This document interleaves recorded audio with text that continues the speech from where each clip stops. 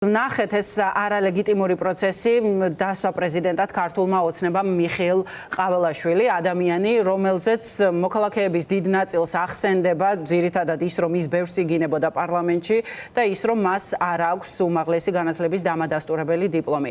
თუმცა ვრცელდებოდა ბევრი ვერსია, ვიდრე პრეზიდენტობის კანდიდატს დაასახელებდა ბიძინა ივანიშვილი, სხვადასხვა ვერსია ვრცელდებოდა, მაგრამ მან მაინც ასეთ კანდიდატზე შეაჩერა არჩევანი და რატომ გააუფასურა თქვენი აზრით პროცესი ასე ძალიან ბიძინა ივანიშვილს რას არგებელი აქვს ამისგან?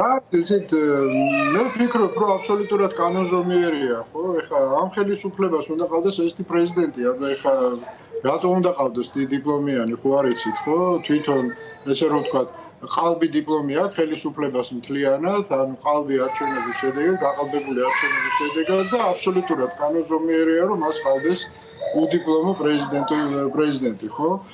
იმიტომ რომ ეხლა აბა დავარცხნილი და ასე შემდეგ ღირსების მქონე და უშუალოდ განათლებული ადამიანი მათთან აღარ რჩება სტერილიზაციას განიცდის სისტემა უკვე წლების განმავლობაში და ეხლა გახდნენ აბსოლუტურად სტერილურები.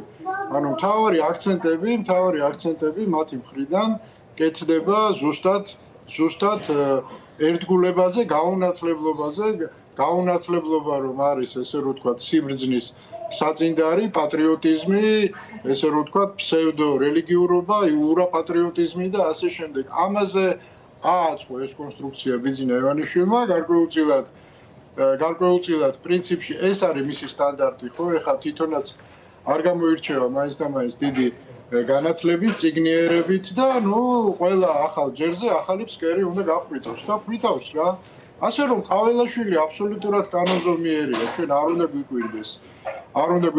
იყო რა თქმა უნდა პერიოდი, როდესაც რაღაც ცდილობდა რომ ვიღაც დავარცხნილები გამოიყვანა არენაზე, მაგრამ ეს იყო ყველაფერი ესე რომ ვთქვათ იმიტაციები, ხო? ეხლა ჩამოიხადა ბოლომდე ნიღაბი და თავის წრეს ქმნის, ისეც როგორც თვითონ არის, ისეთ ხალხს იყენებს ესე რომ ვთქვათ სამსახურში. ვერძე იყენებს მეთქი ვერ ვიტყვი, იმიტომ რომ მან ესეთი მონოთეისტური სექტა შექმნა, ერთი ღმერთი და დანარჩენი ყველა არის მრევლის ერთ-ერთი წარმომადგენელია ეს ადამიანიც. ეხლა საერთოდ მართლმადიდებლობის პრივატიზაცია გადაწყვიტეს, ხო ხედავთ, ხო? პრივატიზებას ახდენენ, რომ აი ეს ფარისევლები, ხო და მე ეჭვი მაქვს, რომ აი იქ რეალურად ხო მორწმუნე არავინ არ არის, ხატები კი აქვს გამოფენილი, მაგრამ მხოლოდ იმისათვის რომ ამ ხატებს ამოეფარონ და აი ამ ფარისევლობის ზეიმია და გადაწყვიტა, რომ მისთვის სასარგებლო იქნება მართლმადიდებლური ეკლესიის პრივატიზება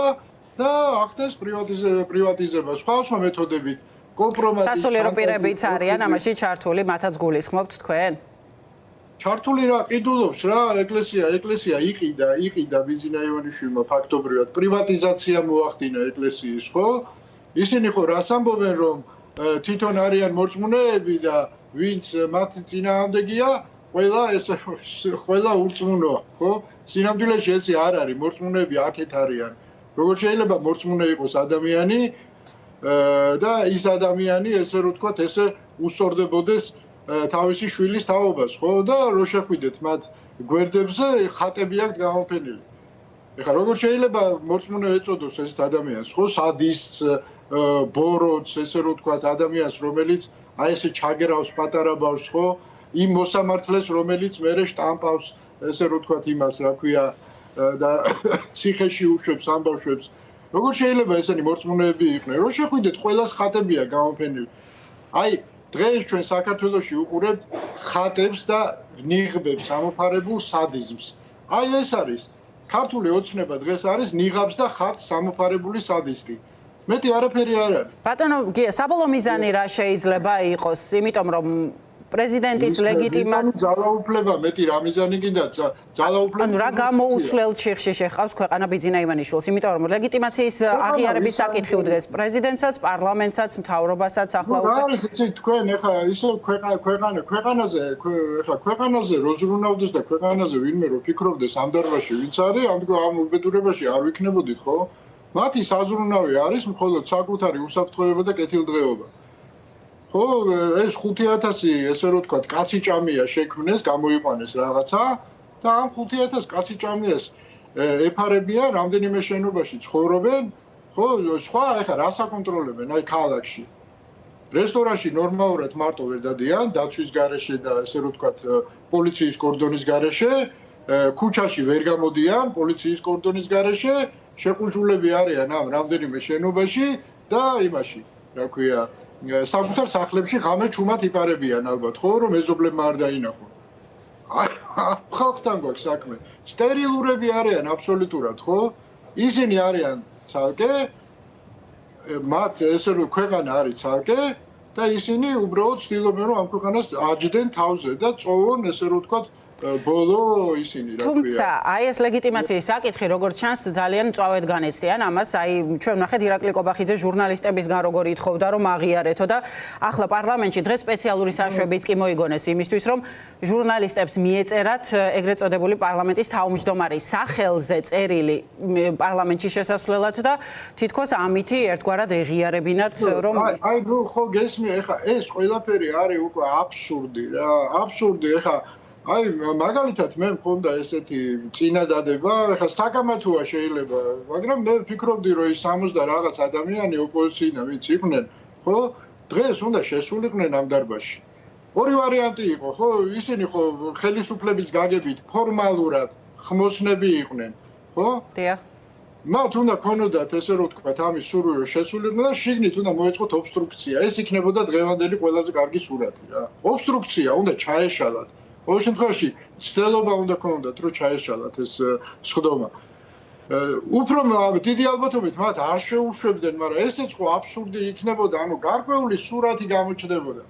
კაი, ეს არ გააკეთეს. ეხლა მე დიდი ბოდიში ოპოზიციას რო ვაკრიტიკებთ, მაგრამ მათ ჭირდებათ კრიტიკა, იმიტომ რომ იქნებ გაიძრენ, იმიტომ რომ ამ დღის წესრიგში რაც დღეს ქალაქში ხდება, ხო, მათი წვლილი არის 5% რა. ბიჭო, ხელისუფლება ხმა ხო მათ მივეცით, ხო? ანუ გარკვეულწილად ხო ჩავთვალეთ, რომ ისინი ლიდერები არიან. ხო და რეალურად ერთ წამით უკვე ბატონო. ხო და ხო ჩავთვალეთ და რაღაცნაირად ვერ გავიგე დღის წესრიგში შემოვიდნენ რა. ძალიან აქტიურია სამოქალაქო საზოგადოება. აი ამ 70 კაცს ერთი განცხადება მაინც გაეკეთებინა დღეს რომ ამ არალეგიტიმურ პროცესში, ანტიკონსტიტუციურ პროცესში ისინი არ იღებენ მონაწილეობას და არასოდეს არ ითანამშრომლებენ ამ არალეგიტიმურ სახელმწიფო სისტემასთან. ერთობლივი განცხადება დღეს გაეკეთებ, ეს მაინც გაეკეთებინათ რა. საერთოდ გამქრალები არიან. აი ეხა 7 საათზე კალაძე გეგმავს რაღაცას, ხო? ეხა პოლიტიკური გონი ხო და მივიდნენ და იქ დადგენ რა. დადგენ რომ რამე პროვოკაცია არ მოხდეს რა. ბიჭო, შეიძლება ეშინიათ რომ ეს გახდება პროვოცირების საფუძველი რამის, არ ვიცი. შესაძლოა შიში იყოს ის რომ მათი მისვლა უფრო პროვოცირებას მოახდენს. დიდი ბოდიში რა ეხა აი რანაირად ვერ გავიგე, რანაირად ისინი ჩადგენ წინახაზე გამოჩნდნენ რა. მათ აქვთ ეს პოლიტიკური გონი რომ აიცილონ პირიქით პროვოკაცია თავიდან, ხო?